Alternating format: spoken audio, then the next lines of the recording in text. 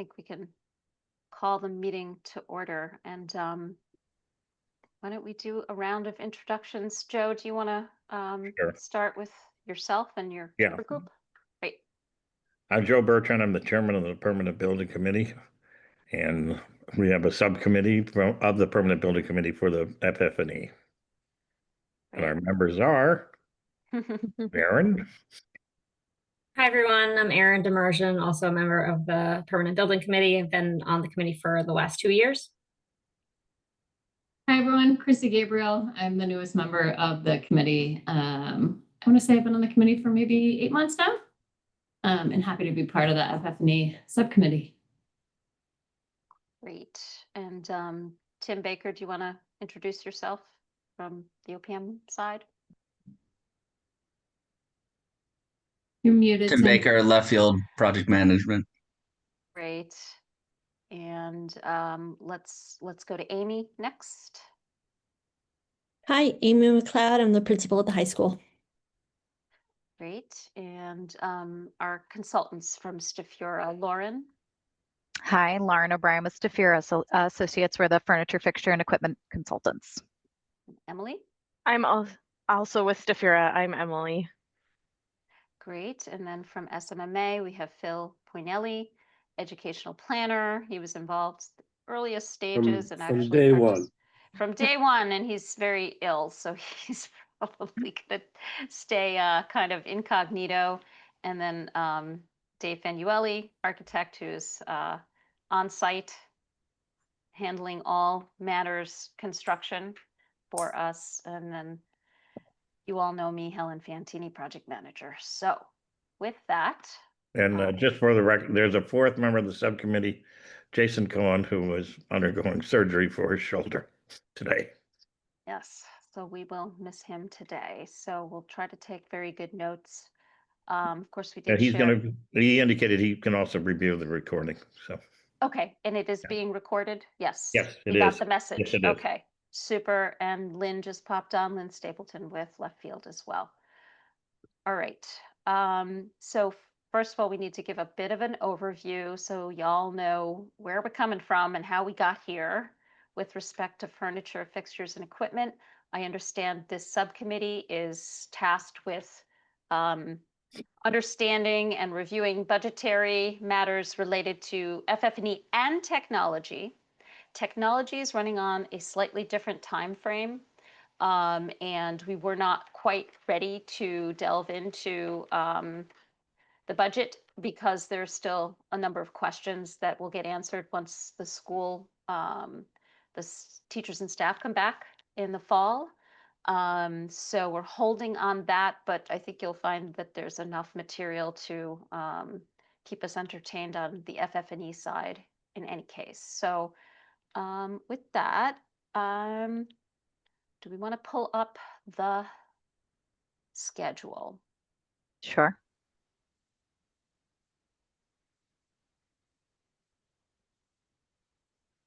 Is everyone able to see my screen? Yep. Yep. Okay. Helen, do you want to start off or will I jump in? Yeah, I mean, I think it's kind of a mashup to say schedule from henceforth, but how we got here was the process really started way back in schematic design when budgets were established. The budget was set per pupil at $2,500 a student. The MSBA only reimburses $1,200 a student, but based on both Left Field's and our and Stafura's experience, we know that generally will not cover it. So we did set a target of $2,500 for furniture, fixtures, and equipment. So the budget was set way back, in 2022. Programming happened back in schematic design. Programming happened again in design development. And then once again, we met this past May with pretty much every teacher, every department lead and key person at the high school to make sure that furniture and equipment needs were covered. And those meetings in May were critical. Stafura was there, Amy was there. And so we were able to confirm a number of things. And so with that, I think this is probably a good place to jump into the schedule in front of you. Yeah. So that what Helen described as being those meetings, we were there over the course of 3 days, meeting with, I think we had like 21 meetings over the course of the day, lots of folks that we met over the course of those 3 days. Lots of folks were met with, and that really is part of what we describe as our design development 2 process, where when we meet with folks way back in the schematic process, they might not be sure of what they need, or staffing might change, program needs change. So we really go back as we get ready to gear up for the procurement phase to kind of go through everything again and say, here's what we heard before. Does that still stand? What things might have changed, and how does that impact your current curriculum? And so that was what we have kind of identified here in May, those user group meetings that we had over the course of those days.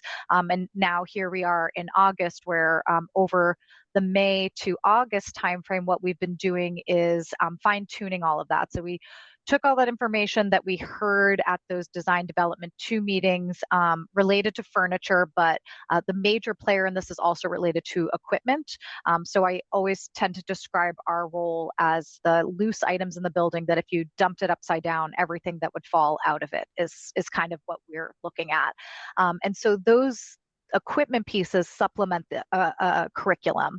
And what we really tend to find is, what we've been finding more and more, is that the equipment needs at a high school level are growing. There's different programs that are part of that we hadn't had experience before. And the kind of need to be met is being achieved by districts across the state. And they are looking to make sure that they're supplying things that match what the curriculum needs at that time. So what we've asked the educators to do during that time was kind of provide us with their equipment needs, work on prioritizing those equipment needs, so then we can get a picture of what the most accurate budget is as we are today, with the anticipation that that final approval of the budget will happen in October. We sent everything ahead of time, so everyone's kind of had a chance probably to look at where those numbers are, and we are seeing a significant difference between what we saw in schematic design and design development 2. But what we're really seeing is that the equipment is the major driver in that. So we did ask our Amy's team and educators to prioritize kind of what they wanted.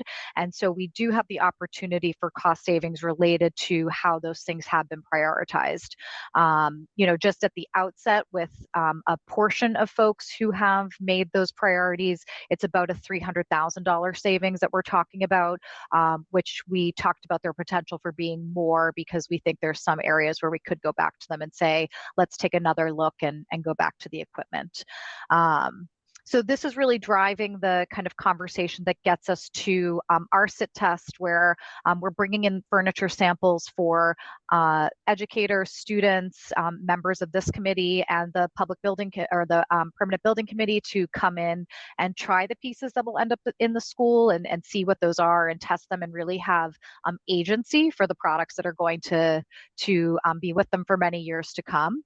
And then we have our finishes meeting, and we're basically, targeting getting the pricing package out there and priced in the beginning of the 2026 year.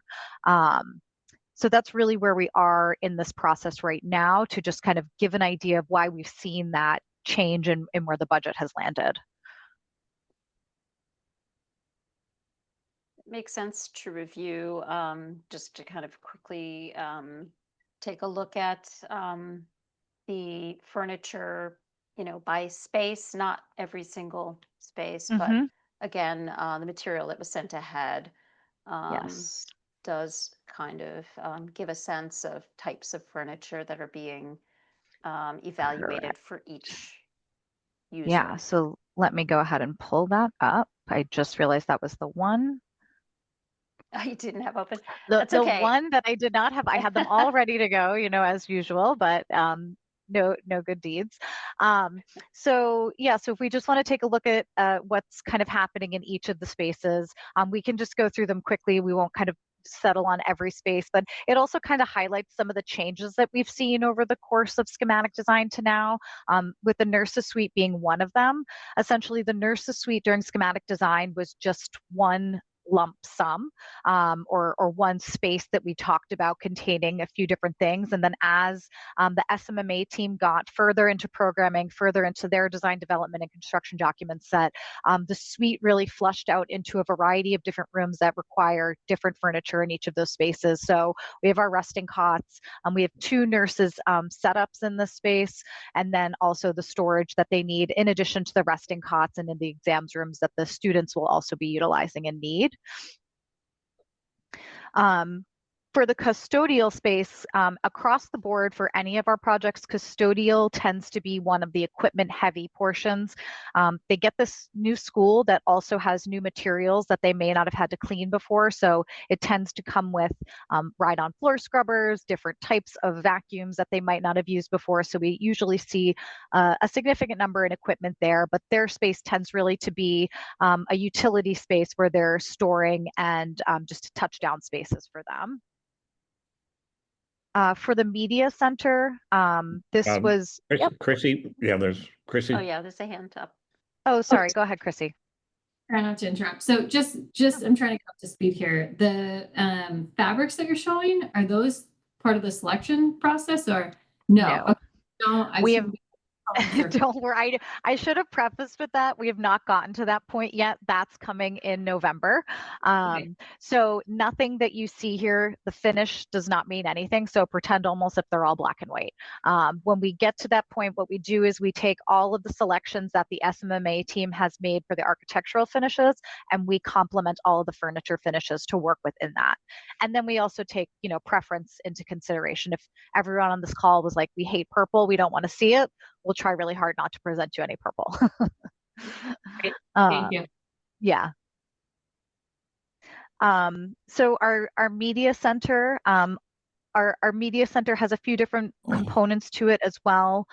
We have our teaching classroom, we have our shelving in these spaces, and then we also have kind of the different pockets that we're utilizing for learning areas.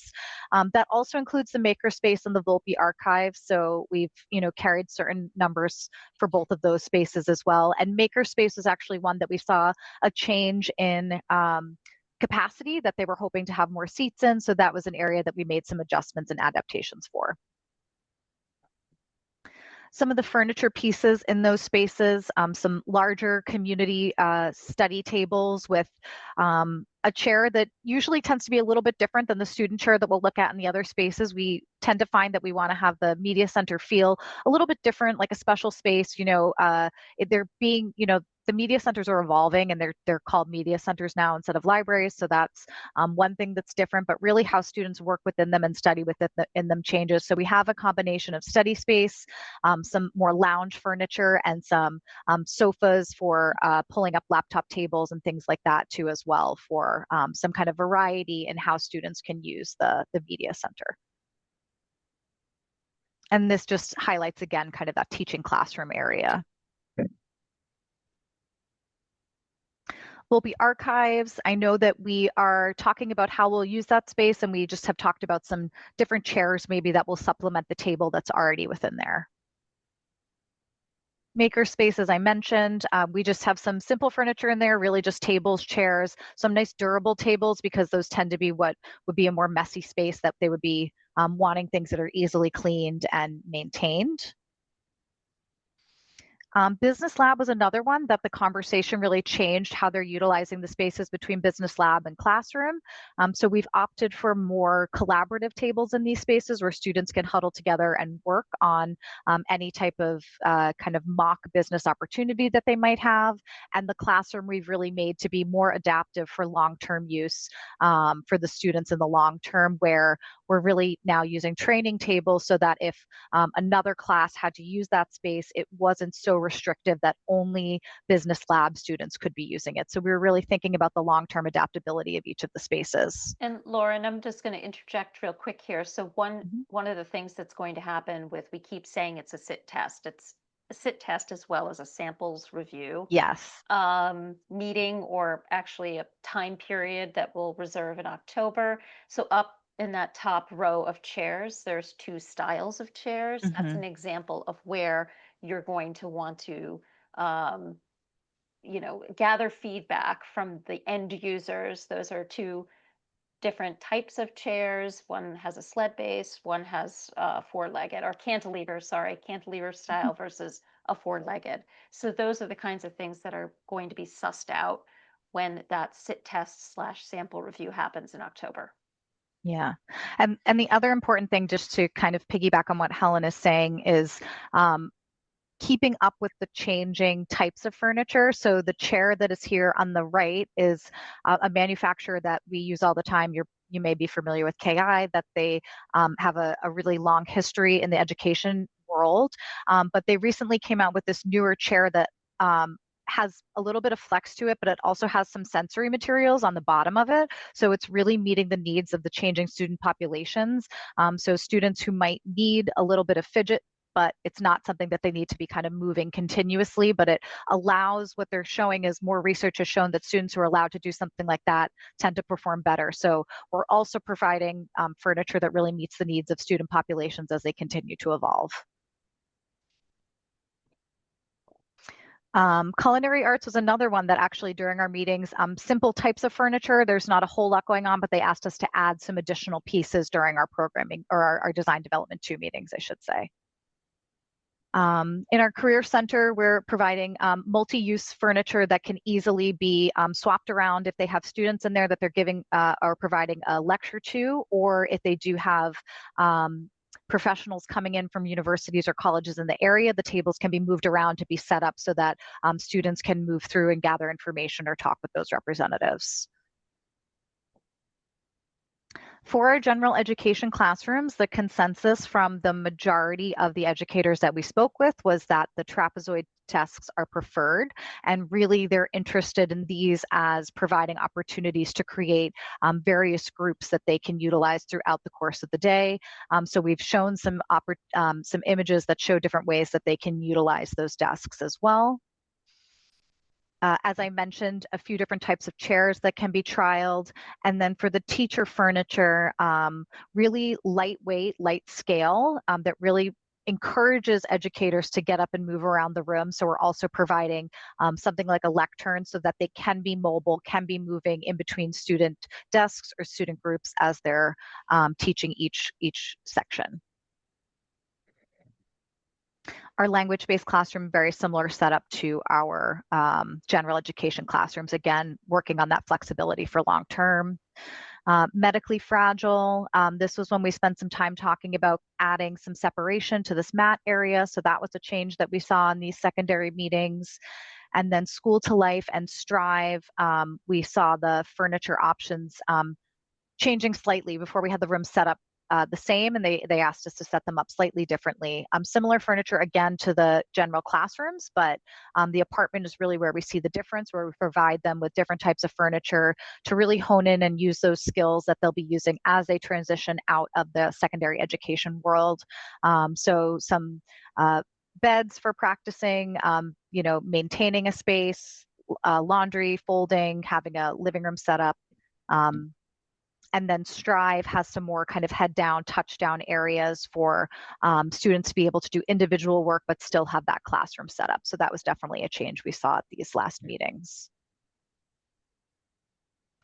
PALS, similar furniture to what we just discussed. Addition of the office there, we had some slight changes during our meetings. And then adaptive PE, this is again an equipment heavy one where we're really looking more at something like the treadmill, bikes, and then mats within this space. OTPT, usually just a table for students to be able to do more fine-tuned work at the table with their professional educator. And then the resource rooms, these are really meant to be multifunctional and for students who work in different ways to utilize. So we have small group table, and then we have a variety of desks and chairs within those spaces. I should also mention that in every classroom that has desks, there is one ADA desk for all of the spaces. So regardless of if a student comes into that room, they wouldn't have to bring in a desk from another area. There's always going to be a desk within each space that meets the needs of any student who needed it. And then our small group rooms, there's a variety of these types of spaces throughout the building. Some of them with two tables, some of them round, and some of them with small tables and an educator within those spaces. You can see throughout this, we really try and keep consistency within the furniture. So that just, helps with adaptability, so that if they need to pull them from another area and put the furniture in another place, it doesn't look like a mishmash, that things kind of work seamlessly together. SPED guidance, psychologists and adjustment counselors have their suite. And if you notice, the majority of the spaces are the same. They all have a single pedestal desk. They have a slightly larger meeting table with some guest chairs at it. This was a request we got during our last meetings, to be able to sit with more students around that table. We also have the special education coordinator in this space and their conference room. And then there is a shared records room within that space as well. Their waiting area has built-in waiting. We would be providing guest chairs and then some storage within that space as well. Conference room, again, similar to what we would be showing in the administrative conference room and also district. We might see differences in finishes overall, but really we're trying to maintain that consistency. So this is just an example of what we would be seeing for the tables. Most of them have requested that we have adjustable height surfaces so that they are able to sit to stand throughout the day. Guidance. Psychologists, this one, they did ask for some lounge seating within this space so that students are able to be a little bit more comfortable and have a place to relax if needed. Adjustment counselor, similar to psychologist office. And then speech language, we aim to get 4 students within that space so that they're able to kind of break them out into a smaller meeting table if needed. Curriculum coordinators have a space where they're able to have workstations, height adjustable, touchdown space. So when they are on site, they're able to have a place to store their things before they meet with their designated departments. The teacher planning spaces was one that we spent a lot of time troubleshooting as a group to aim to get Amy the additional workstations that she needed within that space. There's 3 of these in the building, 1 per floor essentially. And Amy noted that, the population of educators will be growing, and so we needed to meet that. So there's height adjustable surfaces within this space. They do have storage in there as well. There's lockers, and then there's also some space for them to be able to break out and work collaboratively together. They can also sit in a lounge chair if they're, grading and want to, have a leg up. And then there's also some phone booths within this space so that they're able to take calls if needed and not disturb everyone else who's in the teacher planning space. There is also a teacher workroom, also teacher mailroom, copy room, designated more for a lunchroom.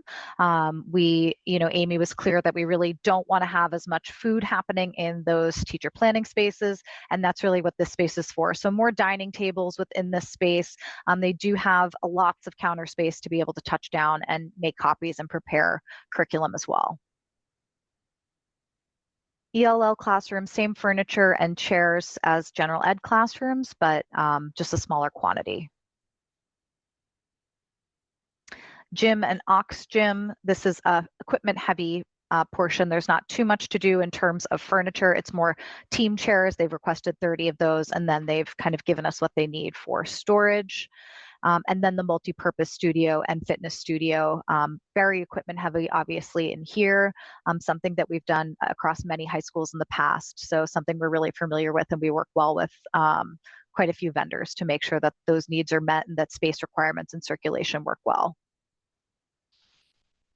There's 2 health classrooms. Again, flexibility, same furniture setup as some of the other, as the general education classrooms.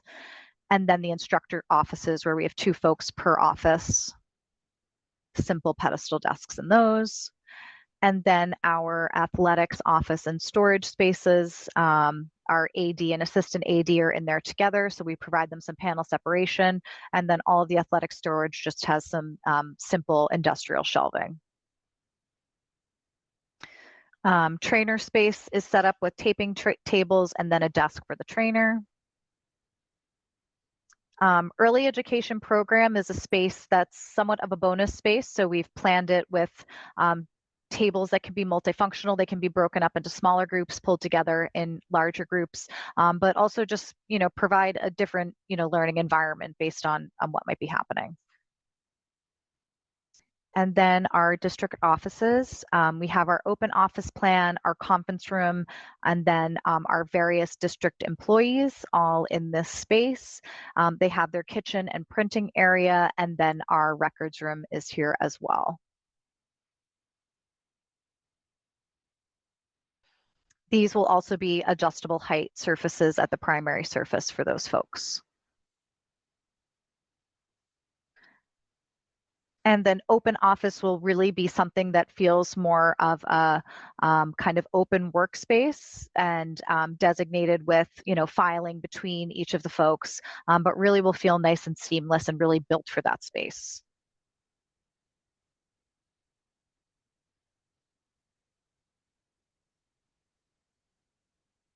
And then conference room, main difference here is they ask for a slightly lighter scale on the base of the table compared to the admin office that we had seen previously. TechNet, this office is actually adjacent to the media center. We're really providing seating in this space. The SMMA team has done a great job of utilizing the basement millwork to provide the workstations that they need and the storage that they need in the space. And then our cafeteria, Amy's team and the food service team really spent a lot of time thinking about how this will work long term.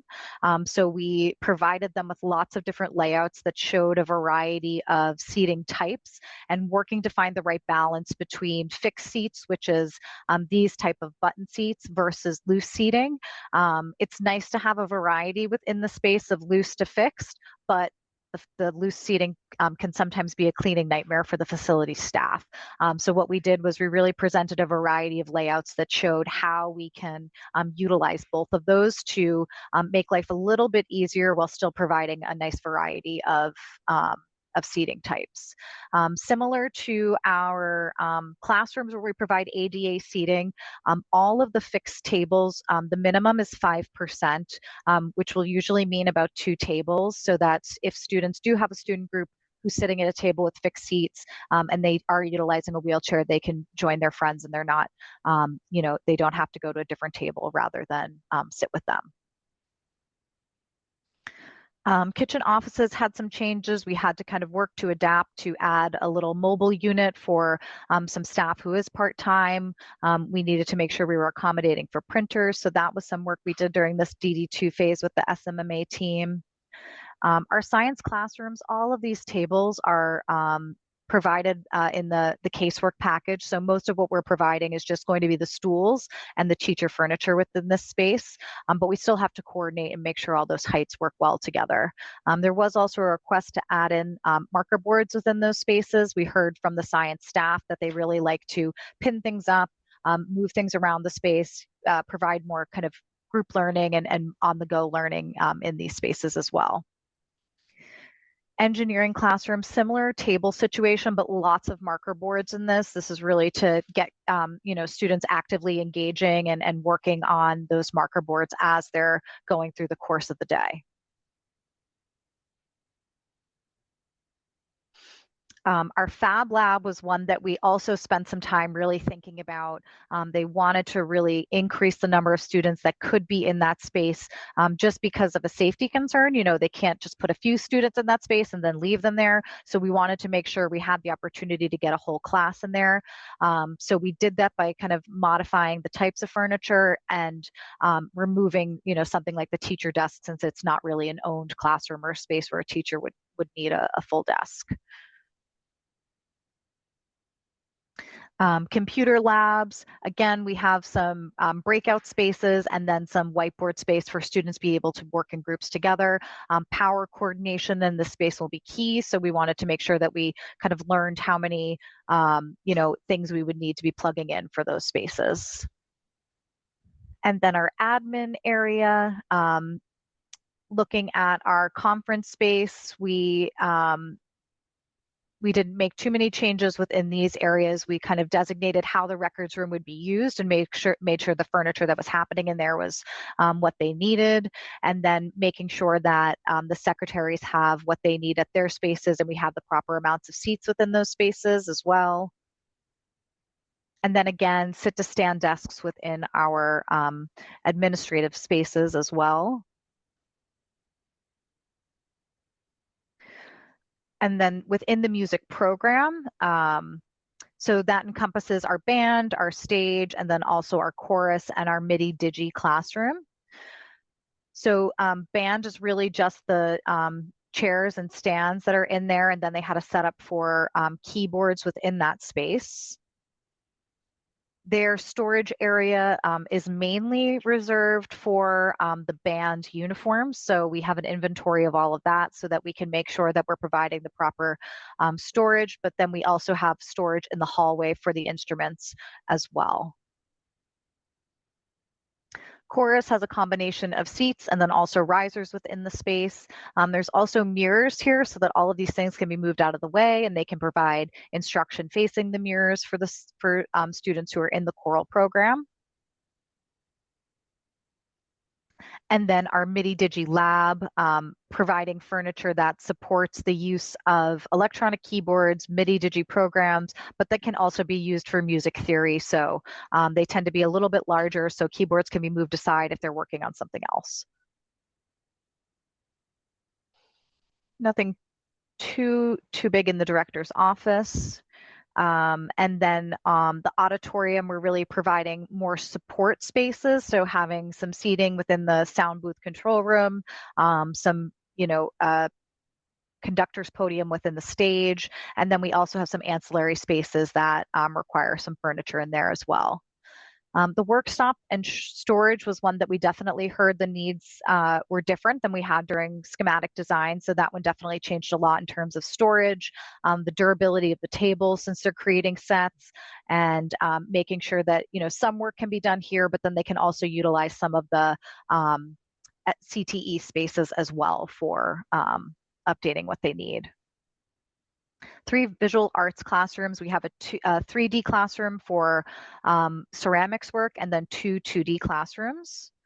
So that was something that really flushed out in the programming portion. We had them kind of all grouped together within schematic design. And as you kind of move through, we were able to identify which spaces would be 2D and 3D. So making sure that we had kilns provided and the mobile furniture that also supports the ceramics program and 2D programs. Our digital lab and darkroom, this was definitely one that we saw quite a bit of changes to how they wanted to use that space. So again, we worked together to make sure that we provided enough workstations for the space to work and function the way the educator needed it to.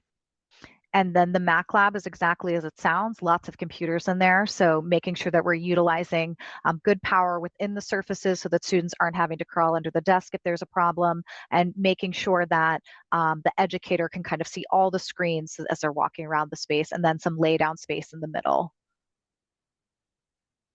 TV studio, this was also one that changed to have more collaborative learning spaces at the perimeter of the classroom and then storage within the middle of it. Our TV studio has a combination of a newscaster's desk and then a lounge setup for newscaster versus talk show setup in those areas. Large group instruction has our mobile flip top tables and then student chairs within that space. And core group and seminar, very similar furniture, more mobile flip top tables and student chairs. And then the breakout spaces was really a one that got significantly flushed out as programming continued from schematic to design development 2. So these areas are really for students, to have that in between time. So if they have a free period or they're in between classes or after school. So we provide a variety of options where if it's stool height seating that's here, some lounge seating so they can be more comfortable, benches with ottomans at them, or some built-in benches with student facing across from each other as well. So these are just kind of some types of furniture that will be presented during that sample sit test for students, educators, and staff to try out. And then our lonely SRO office is here as well with the desk and chair, and then also Metco for desk chair, and then some guest chairs in that area as well. So those are the types of furniture that we will be providing during that sample sit test. All of the pieces of furniture that we're presenting fit within the budget numbers that we've provided for the furniture types. We're very thoughtful to not show anything that is above that budget, because inevitably that's the one that everyone falls in love with, and then we've broken the budget even further. So we are thoughtful not to do that. So that's really kind of where we are and how we get to the next step, which is getting those samples to the school for students and educators to try. So I'll let Lauren breathe for a minute. I know. I was like, that's the fastest I've gone through 92 slides. Everyone was probably like, oh God, we're going to be here all night with 92 slides. To see if anyone on the committee has questions. This is, again, so what you just saw was furniture, equipment. We'll talk about a little bit as well before we move over to the budget piece. But any questions? I have a question about the process. So, so in the schedule, you show that there's going to be like a bid process of some kind. Is the intent that any furniture supplier has to match exactly these items, or are they proposing a similar or alternate? That's a great question. So the great thing is that the MSBA has done a lot of work for us in the schools, making it easier and more cost effective to get the products we want. So I actually do have from Waltham, another school that we finished recently, kind of what our procurement strategy looks like. So there's some things that we put on or we put out to bid that you really don't care if an alternate is given, like metal shelving. Like, we don't care if it's Metco or Uline. It's strong, it's industrial, it's fine. But if we all really love that lounge chair, there's less of a desire for us to get that swapped out. So you can see we only have, and I will say, so this is related to furniture. We bid almost all of the equipment all the time because it tends to be the most cost-effective way to do that. But related to furniture, normally for the furniture package, only about 5 to 10% of the entire value of the furniture package goes out to bid. The majority of it actually utilizes the programs like the Collaborative Procurement Program, the CPP program. Those are for our major education furniture suppliers, so KI, VS, Smith Systems, those that usually provide the majority of our education classroom furniture. And the great thing about them is we're working at a large school, so the discounts are usually good. But what the CPP has done is you get the discount from $1. So even if you decided you only want to buy one chair, you're still getting that discount. In addition to that, they've also many of the manufacturers that we use are part of the MHEC, so the Mass Higher Education Consortium, and then the state contract list. So those are pre-negotiated packages that basically give us greater discounts. And the nice thing is that it's, so rare for any furniture piece to not be on that state contract or MHEC list that we almost never have to worry about things getting swapped out. The other thing with the bid is the way that our general conditions are written.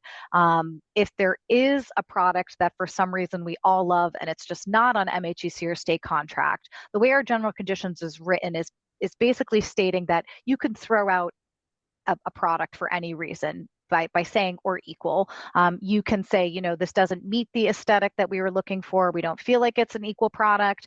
So we build that in because what we're trying to do, it would be useless if we did the sample sit test, everyone falls in love with something, we put it out to bid, and then we're like, okay, too bad, here's this other chair you're getting. So the good thing is that a very small portion of our process goes out to bid. The majority of it is really stuff we know has pre-negotiated contract, pre-negotiated pricing, and it gets the school what they want at the best price. I have a few questions. Yeah, go ahead, Chrissy, go ahead. I don't want to, are you done, Erin, or? Yeah, yep. So we're within the budget. Are we way below the budget, or just kind of understanding where we fall on that? Just because if I'm going through the process in my mind, I think there's still some opportunities, and maybe you guys have already vetted this out, but some gaps that we may want to be considering are like additional storage within the classrooms for the teachers. It didn't look like there was a whole lot there. I also didn't see many overheads in the project offices either.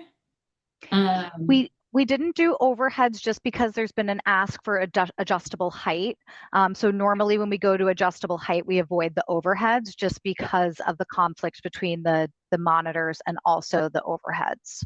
Okay. And so that was another question too that I tried to keep up, and thank you so much for that presentation. That was, was like, is that weird to hear this? I did hear the sit to stand, but then I kept seeing that same image. Yeah, I do think that image is not a good representation, so I do apologize for that. Yeah, we'll update this before we send it so you can see what that would look like. Okay, so all of those are going to be sit to stand, that desk right there, yeah. Yes, correct. Yeah, so what the ask has been is that this primary surface goes to adjustable height. And so the products that we use have really nice shrouds on the side. They're still nice and cost effective. But sometimes, like what we showed in the teacher planning space, where it's just like an adjustable height surface on legs, it will be covered so that it's a little bit more elevated than that. Okay, cool. And I'm just trying to get back to the general ed classroom while you're talking, sorry, so that we can just double check on storage. The teacher planning, is that the same as like a teacher lounge? I'll let Amy talk about the function of that space. I would say no. I mean, I think the idea of a teacher lounge has gone by the wayside a little bit. So there's two kind of primary spaces that we're building out. One is a teacher planning space, which I guess you could look at as a teacher lounge. Every teacher will have a working space in one of the teacher planning areas. So they'll have storage in there. That'll be a place where they can rest their things, because teachers aren't going to have their own classrooms because of the way the MSBA the kind of space works out. So in the teacher planning space, that's where they'll be able to sit during their planning time. They'll have a desk there. There'll be small tables and some comfy sitting where they can sit and work in small groups. We actually have places built out there with a table where they could meet with their PLCs. So I guess that would be sort of like the lounge. And then there's the sort of eating space, which is the teacher cafeteria that has refrigerators, and it has places where they can put, where they can put their food, where they can prepare their food. And there's different kinds of seating in there as well. So teachers can kind of either have, the quiet space to do their work, or their place where they can kind of have their lunch and be a little bit more social. Mm-hmm. Okay, that is really helpful. I didn't know, I just learned a whole lot. And I just wanted to point out, Chrissy, sorry, the storage within each of the classrooms. So we are not providing storage in the furniture package, but the base bid casework package is actually providing 3 tall storage units. The one that is here is basically a fixed shelf and then 4 adjustable shelves. So there's 2 of those. And then there's also a teacher wardrobe in each of those spaces. That half of it is a wardrobe for hanging. The other half is, again, 1 fixed shelf and 4 adjustable shelves for teachers to store within the classroom spaces. Okay, that's excellent. What about student storage? Just kind of wondering, this is the first school project that I've ever worked on. So just looking at the desks, and then some of the, I think it was like the Mac lab, where there's a lot of kind of desks right up against right next to each other. Mm-hmm. Is just kind of wondering and looking for a little education on that to see if that's something that has been vetted. So we can provide book bins within the desk or bag hooks on the sides of the desk. I'm not sure what the situation is, Amy or Helen, related to locker storage or things like that. So I apologize. I'm not as versed on that one. Yeah. So with high school kids, we don't really want book bins or any kind of storage on on desks or chairs. They don't really use it. We have talked about backpack hooks, perhaps potentially. High school kids don't use those either. They tend to hook their bags over the back of their chairs. Helen can speak to, or somebody can speak to the number of lockers, but we're finding at the high school that kids don't use their lockers. And that's not just at our high school. That is a thing now, that kids don't use lockers necessarily. We have athletic lockers, team room lockers, things like that. So kids who are coming and bringing equipment will be able to access that as they do now. And then there will be some day locker storage, but not enough to have a lot. Again, schools aren't being built out for a locker for every student because they're not really using them like that anymore. But Amy, in the winter, where do they put their coats? They keep their coats with them, Joe. They don't take their, I mean, again, like that's not how kids, they don't. Like right now, kids don't use their lockers. Every kid in the high school has a locker. They don't use them. Many of them keep their coats on. I think they wear coats. Yeah, What's that? probably it's too cold in there. Well, no, some of them don't wear coats at all. That's right. That has nothing to do with the inside. That has more to do with they don't put coats on. So again, there will be day locker usage for kids who want a locker, but we're not building a locker for every student. We've been talking about that since the beginning of the project. But that wasn't included in this, is it, Helen? No. What's that? Day lockers. Yeah, those are in base building. There is some quantity. To Amy's point, they'll be signed out, or I don't know what system the high school will use if there is a student or that needs a locker for the day. There'll be some. But they're not system. part of the FF&E? No, they're in base building because they are attached to it. Okay. So yeah, already covered. And I can look. Sorry, up the Chrissy, were you quantity. done? I had one more comment. Go ahead, yeah, go. So I work in the commercial development world. So I see a lot of offices and stuff like that. And I know like collaboration is huge, right? Having those like important collaboration areas where you can introduce some more like beautiful ancillary type pieces. So I'm not sure if that's like part of the plan. I know we saw a few that were flashed in particular areas. That's one comment, and then I'll sneak in my last comment. So it's a lot of kind of the same, right? It's a lot of a similar chair or a similar desk. Is the intent to maybe bring some diversity in with the finishes and the colors and the legs, just to make it a little bit more interesting? Or I'm kind of just wondering, like, how do we make it not so cookie cutter? Yeah, I think that's a great question. Yeah. So I will say, so just to go to the breakout spaces, you're seeing them all on one page, and this is not by no means all of them. They're just the different types. These are basically scattered throughout the building, and we can bring up some of the overall plans too, so you can kind of see where they live as well. But they are there, and they are exactly as you say, for those kind of a more informal touchdown, moving between spaces, or maybe someone's pulled out of class with an educator to kind of look at something and then they head back, students after, things like that. So we definitely have that opportunity for those spaces and to kind of highlight some furniture that's a little bit more different. In terms of the types of furniture pieces, we're definitely cognizant of the fact that we don't want it to just feel like, okay, every space is exactly the same. But we are also in the kind of balancing act of making the life for our facilities folks easier long term when they do have to reorder something. And it's not like digging through and finding, okay, on floor 2 in room 533, what was that chair that they did the different color and different legs? So what we tend to do is that spaces like general classroom, spaces like, that it's basically where you're a student desk and chair, those tend to be the same finishes. We have also done where different wings are different, that we have like the architectural finishes, I should say, the architectural finishes within wings are different and things like that, that we will utilize the opportunity to do different finishes that kind of complement that, or are even, going against that kind of highlight and pop off of those.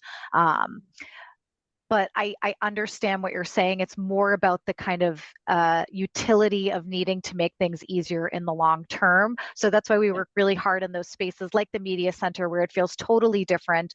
But then you also know, like, these chairs are for the media center. They don't belong somewhere else.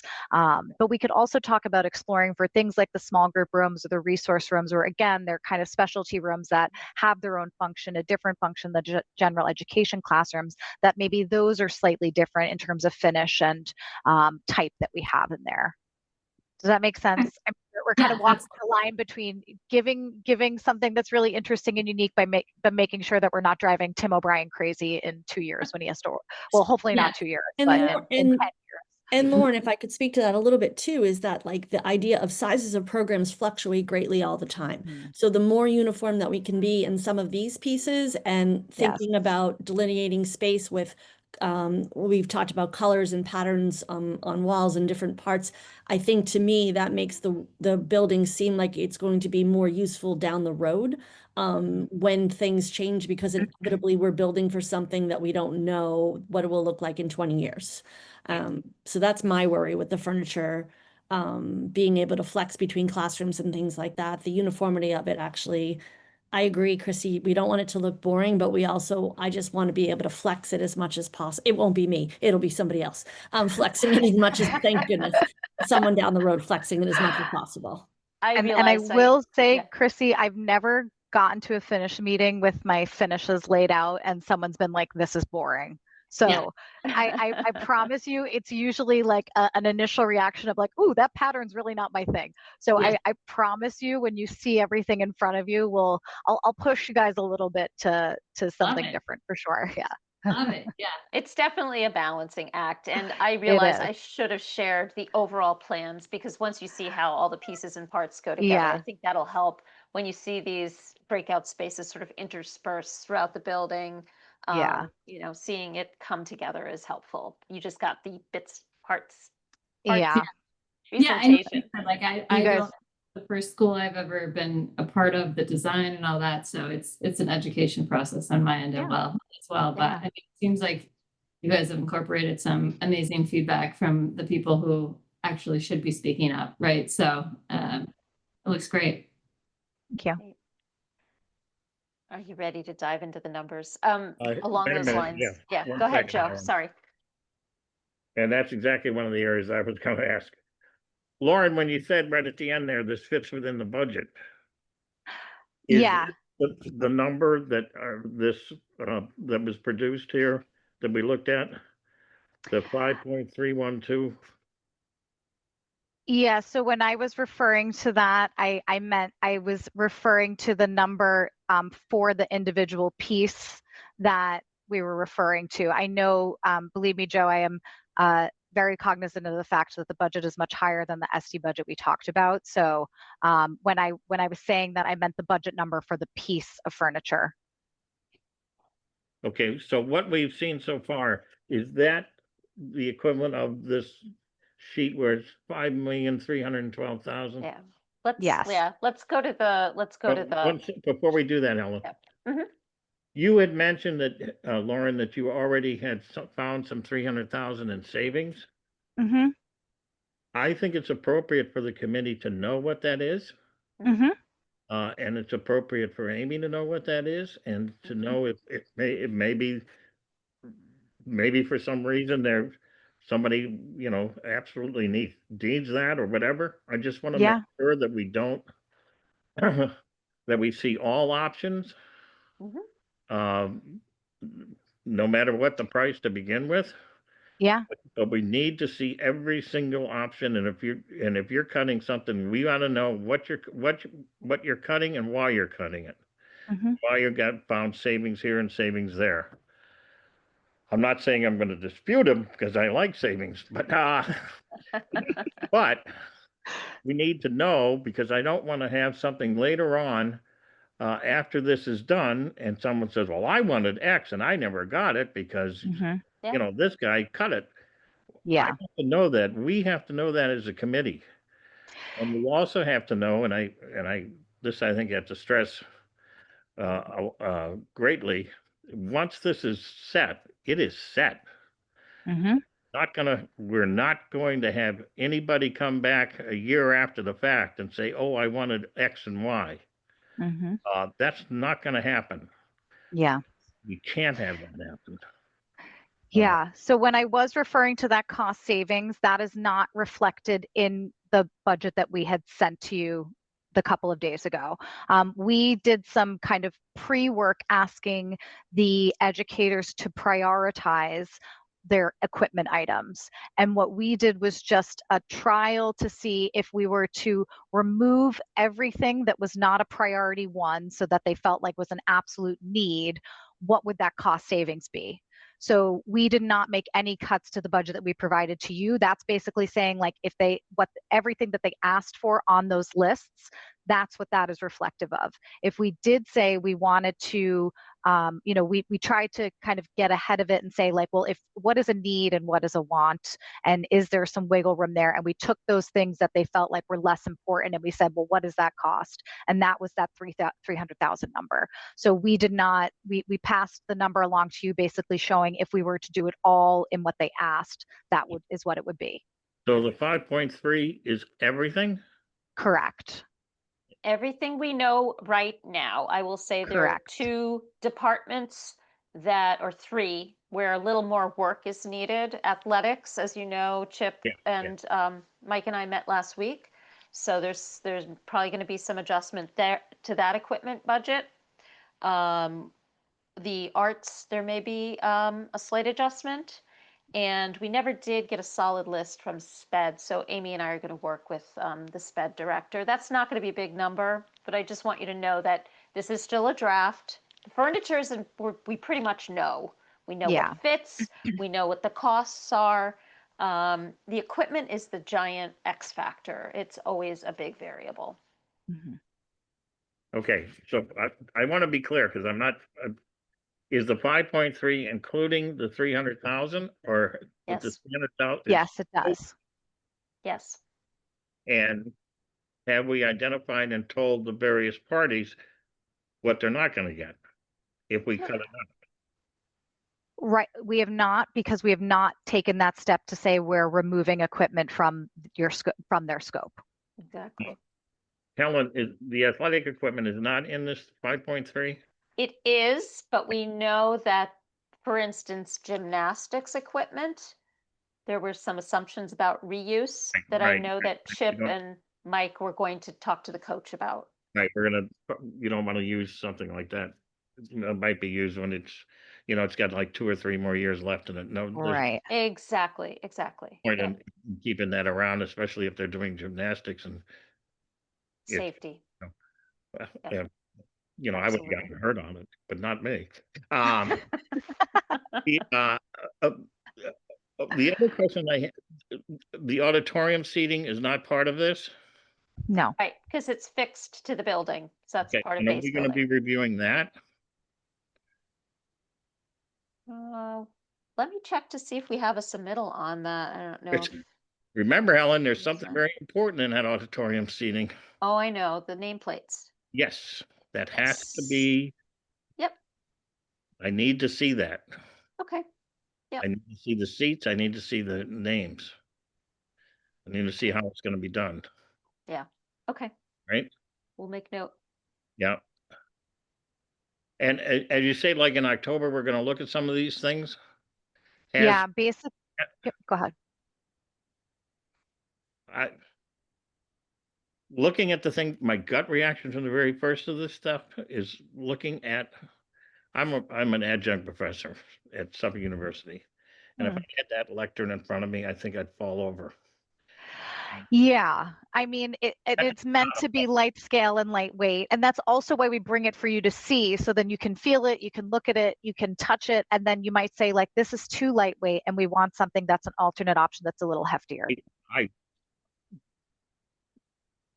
I can assure you I would, but I'm maybe. well, don't worry, Joe. When we do the survey, we ask you to put your name and who you are to the project. So then, if we see someone wants a full lectern with microphone, etc., we'll say that was you. And I don't know. Do they use that? I mean, do they? They, that lectern to me looks like they something. should not be. They should not be. So, I mean, high school teachers shouldn't be lecturing, that they would need a solid lectern. High school teaching is different. And so, part of this is moving toward the teaching that we're seeing grow at the high school. And Joe, like, these plans have been in front of teachers, so they know what this looks like. These have been discussed. Our ILT, like, they know what these things are looking like, and they know that they're not. We don't have lecterns now, so Yeah, I'm just. you couldn't find a lectern in the building except for at graduation or in the theater. So I mean, it's just I'm just going my own experience. I would lean on that and fall right over. I will say that the teachers tend to love them because we usually specify them. They have a cup holder, so then they can have their Stanley in them. And So make it just a cup holder, not a lectern. It just change the name. I mean, it's a lot easier. And I agree with Chrissy. I'd like to see all these various different, color schemes. I know we did it with certain color schemes. Usually at the sample sit test, I bring a first pass of some things just to kind of gauge an initial reaction to see where you might be, feeling more or less. So that's not far off. We'll be moving in that direction pretty soon. Now in the auditorium, the control booth. I see that. Let me see. I don't think I had a zoomed in. Okay. But we do have seating in there. Yeah, I mean, there's and we haven't gone over the equipment in that yet, obviously. That equipment will usually not be our scope. It will usually be part of either the performing arts consultant scope or the technology scope. Yeah. Right. So we will eventually go over those. Helen? Yes, I don't think we've gotten submittals yet on that equipment. It's something I know that WCAT also was interested in knowing how they can tie in to what's happening in the auditorium. So that is a to-do. Okay. All right. All right. All right. Thanks, Laura. Appreciate it. No problem. I think we might want to pull the schedule back up. Sure. And talk about next steps. And I think I'm getting a glimpse of how this committee wants to be involved. It sounds like it's not just reviewing budgets, as your charter is, which is Our great. charter is to oversee the entire project. Okay. So can you zoom in, We are the Lauren? solely responsible. Okay. So here we are. We're in the third week of August. Here's our meeting. So as I said, there's still a little bit of work we're going to do on the equipment list. We'll get that additional information, firm up what we know to be the budget. Stafura has included an 8% contingency at this point. Correct. Is that a normal number? Yeah, we normally target an 8 to 10% contingency to be safe. I will also note, I'm surprised no one asked, but the tariffs question tends to be on a lot of folks' minds. And it was timely. I got some recent pricing for another project. It's actually a public library, but they actually included the tariff surcharges for specific manufacturers right on the pricing that I got back.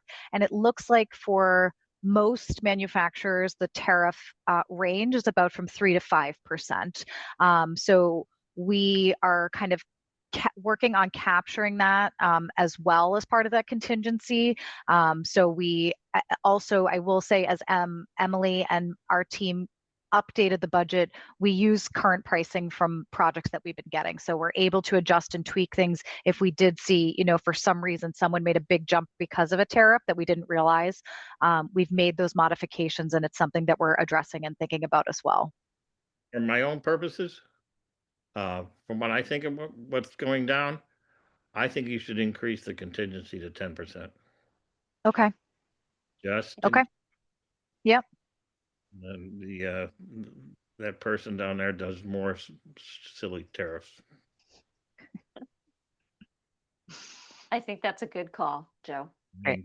For that, any further discussion? We'll leave it right there. We'll leave it at that. I just think we ought to. I just think we should. I would rather have that in the back pocket, Mhm. Yep. even though Great. we're way out of pocket. Yeah. From the original estimate, but I'd rather have that than no. Mhm. Okay. Okay. We'll build that in. Yeah. Mhm. I don't know. Percy, Aaron, what do you think? I don't want to be the sole person that says this So- here. No, I agree. I wasn't sure. I guess we're over budget. What is the process in increasing? Are we using contingency? Do we have to get approval? I guess what is the next step, knowing that we are likely to exceed and we're increasing our contingency at this point? We, so far, as you know, from the monthly meetings, we have spent very little on our contingency. Right, yeah. And I had hoped to spend very little more, but but obviously we have that room without a doubt. Right, Without a doubt. right. So we Uh, aren't looking to ask for, that the not must-have items removed I wouldn't from do it yet. scope. Yeah. Right, Yeah, I right, wouldn't okay. do it yet. I mean, we may have to down the road, but I mean, I, a $300,000 investment over on something that may be needed is, even though it may be needed and not necessary, absolutely rock bottom necessary in a when we have contingencies in the double digit millions. So I mean, I don't see that as a problem. Agreed, yeah, okay. I think so too. Yeah, thanks, Chrissy. Yeah. Yeah. Good to know. Yeah, I just don't want to shortchange this, but I want to make sure that we also don't go silly things too. Yeah. Of We're course, yeah. definitely thoughtful about that, and we basically go through those equipment lists very thoroughly. It's a really tough process, equipment, and we really spend a lot of time vetting things to make sure that they're appropriate. Number one, that it makes sense at a high school level. Number two, and that there isn't anything that's atypical that we would see. So we really, equipment is a really, really big challenge, and we understand schools wanting to make sure that educators get the things that they need for their curriculum, but we do also put a fine-tooth comb to it and go back to Amy and say, this isn't something we would normally see, or this is a consumable, so we have to remove it. So those are the types of things that we also do to make sure that it's as tight as we can get it. We as the committee members, we want to see what that is. We want to see what that extra 300 is. Okay. Okay, because I think Yeah. we want to see everything. Sure. We're kind of different than most like building committees. Mm-hmm. Our town has a different setup the way it is. Yeah. We are solely responsible, so we need to know Okay. everything on this. Yeah. I No think- worries. We can share. I think it'd be interesting too, if there are like wish list items that haven't made it into here because we're trying to maintain the budget. I think we should also just be earmarking those. So should we Mhm. have additional funds at the end, right? Maybe we could give these educators Yeah. an extra. Yeah, absolutely. And we can make Okay, it definitely. our certain. Yeah. We're looking at with the possibility of doing things if there's money left over at the end. Okay. Right. That's a Yeah. decision that the whole committee needs to make. Okay. We should give them all options.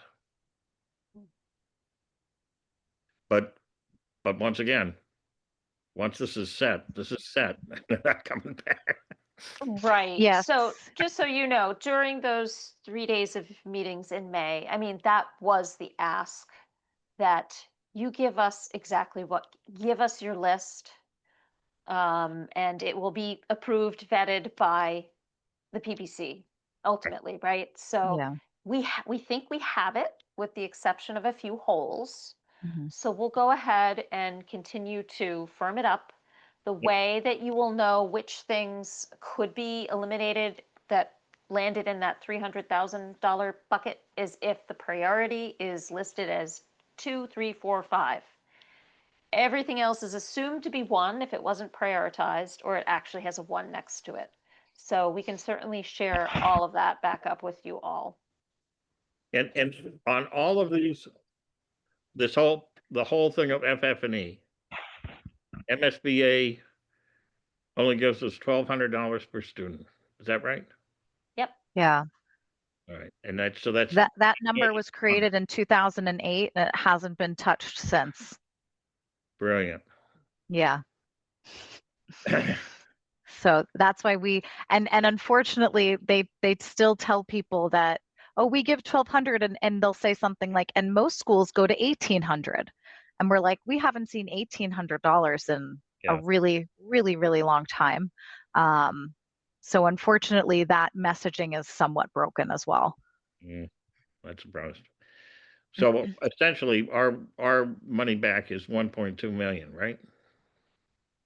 Mm-hmm. Yep. Okay. Yep.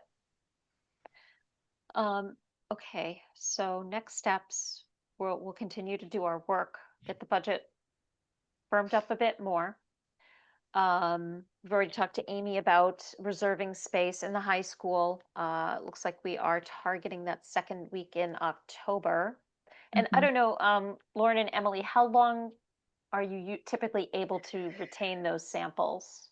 Usually what we do is the 2 days the week before we have the sit test scheduled, or the delivery days.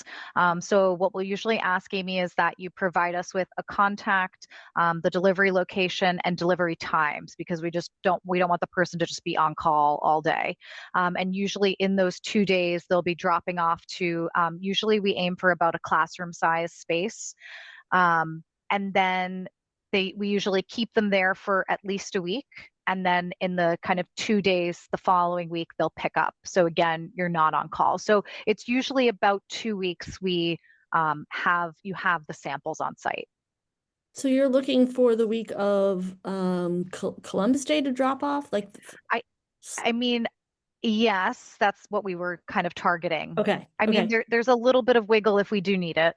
No, that's good. I just want to kind of know that, so that. Okay.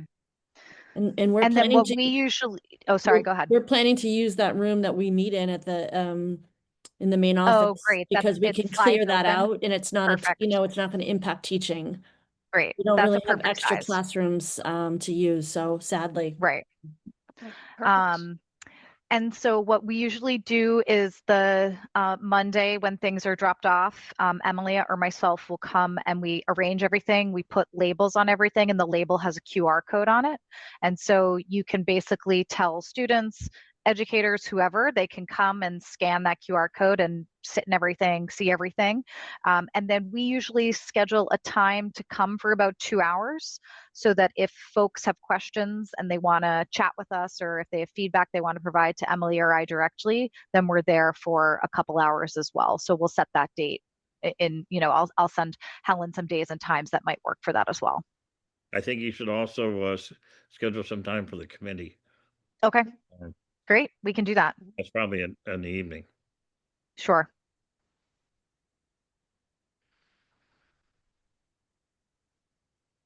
Okay. Okay, so we will maintain that week in October. Great. So before I'm targeting the end of September, we'll have the updated budget to you. You'll be able to see the furniture that second week in October. We're tagging that October PBC meeting for the full PBC to, on your recommendation, approve the overall budget. And schedule-wise, that could be tight there, Helen. how much time does Well, this? I mean, Yeah. if that's the October break there, the holiday, we would only have Tuesday and Wednesday prior to the meeting. Because usually we're like the second or third Thursday. right? I think it did fall. I did look it up. I think it's like the 13th. Maybe Tim or Lynn has that right in front. Yeah, but that only would give the committee one, at best, 1 day. Oh, no, we'll have the budget back to you No, I'm well talking about before the seeing sit the test. furniture. Looking at the furniture, sampling and looking at it. We may want to move the PBC meeting into another a week later, Okay. just because if they're gonna come that week, they're gonna come on, the Tuesday, Mm-hmm. and the students and the teachers and the administrator, everybody else is gonna look at it and think about it. And then we're gonna vote on Thursday? Can That's not enough we, time. can we move the sit test up a week? Or is that dependent upon too many vendors? Or we could just move our meeting back a week. Right now, the PBC meeting's on the 16th. It is the 16th. Okay. And what's the date of the sit test? We haven't given a specific time or day that Emily and I would be there. Now, what time is the furniture? What have you planned when the furniture's gonna be there? We haven't yet. No, this was something that Helen and I had just talked about as kind of addressing Yeah. now. And it'll be on site for a week. So if for some reason you had a committee member that couldn't come at X time and wanted to see things. No, it would have to come the week earlier. Yeah, can we start the sit test week the 1st of October? So are you saying, Lynn, to have deliveries the week. 2nd and the 3rd? Yeah. And then have the sit tests occur basically the week of 6 to 10? Yes. Okay. Yeah. Emily, do you feel comfortable with being able to just get all of the vendors in order and organized with this kind of having a month to do so? I just want to. Yeah, I mean, figure it out what you can do. I mean, Okay. as I said, we can always move the PBC meeting if you need it, if you can't meet that. We will go away from this meeting and double check and confirm, but in theory, yes, that is fine. Okay. All right. Just, in other words, we don't want to have the PBC meeting 2 days after the furniture arrives. I understand that. Yeah, I understand that for sure. That's So, all I'm saying. yeah, so what we'll do right now then is tentatively, Emily's just going to double check, but we will tentatively say the deliveries happen October 2nd and 3rd. The sit test time frame is the 6th to the 10th of October, and then pickup would be the 14th and 15th of October, because that 13th is the holiday weekend. Yeah. Okay. Now, are we meeting again, Helen? This subcommittee? Well, let's talk about that, because what you're voting on is the budget. That's why we had it tied together so tightly. But I think we will have the budget back to you, before the end of September, so that you have some time to look at everything once again. And that's where you can see the priorities on the equipment and be able to ask any questions. We haven't seen any equipment though. Right, and the technology? The equipment that's associated with FF&E is priced and on those lists that we're going to share with you. So it's things like therapy balls for SPED. It's a piano for the arts. It's a pottery wheel for the art classroom. That's the equipment that's associated with FF&E.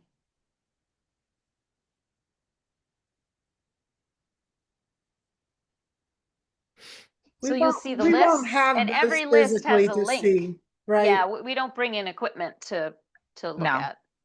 You'll see when we send you the lists. It's how many items? 1,000 or Yeah, more it's items? thousands of items. Thousands for sure. So we can share those complete lists with you. Yeah, I thought there was going to be another meeting in September. We can, or you'll just be getting the updated budget. And so if it's still within the range of what we're discussing here, that's a question. Do we want to meet again? Or do you want to tie a meeting to when the furniture is on site? And do it all then?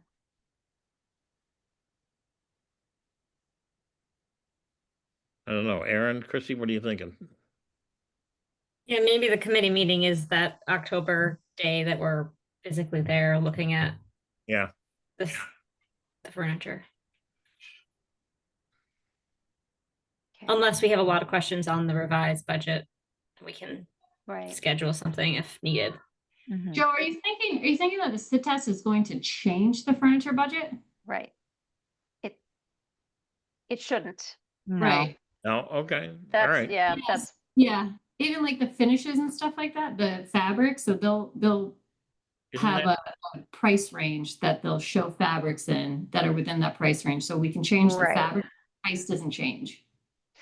Yeah, we carry that as part of our calculation as to the cost of something for something like fabric. So that, and like I said, what Emily has done, when you look at the budget, the unit cost associated with the product, we're only showing things that fit, that are either that much or cheaper, that are part of that, or less expensive. I shouldn't say cheaper, that sounds worse. But it's within that range. It's not, we're not going to show you something that's $1,000 more. right. And so to be clear, just to finish out this schedule conversation, the actual finishes selection happens after the furniture is confirmed, right? So you're seeing the Correct. samples, everybody concurs around chair X. So that's when we know which actual finishes are available for that piece of furniture. So that's why the furniture finishes meeting is a separate meeting. It happens after the furniture is confirmed. Okay. All right, so I'm just, okay, I thought we were gonna have another meeting in September, that's all. Well, is there a need for technology meeting? I would There assume so. is, but it's on a separate track, Phil. Okay. So When yeah. is that? That's going to start up in the fall again, probably October, November. Okay, So yeah, if we can pair it. yeah, we well, can do that. it's the same ones, it's us. Same group. Yep. Yeah. Okay. Yep. Yeah. We'll aim And at maybe that. the subcommittee might want to go and look before the full committee looks at some of this furniture too. So we'll figure that out along the road here. Well, do we Okay. want to peg another meeting towards the end of September? Yeah, prior to let's the do some, furniture? just in Okay. case we need it, okay? Okay. And if not, maybe we can pair it with the actual sit test Yeah. instead. Yeah. Okay. Yeah, So, let's do that. all right, let's look at the late September, either the 3rd. Does this time generally work for folks? Mhm. I know people have day jobs, so. This works. Some of us have a lot of flexibility, i.e. semi-retired. What's it like? Weird. Envious. Okay. So we will we'll find a September meeting. Okay, yeah, okay. And that way Jason can also get his 2 cents in as well, That's fair. you know, once he ever gets out of surgery. Oh, poor guy. Okay. Well, we shouldn't fall on the stairs. That's what the problem is. Ooh. Yeah. Ugh. Okay, great. All right. All right. Thank you so much. Thank you so much, Thank you, everybody. everyone. Thank you. Thank you. Thanks. Thank you. Ellen, I'll Bye. see you in 6 minutes. Yes.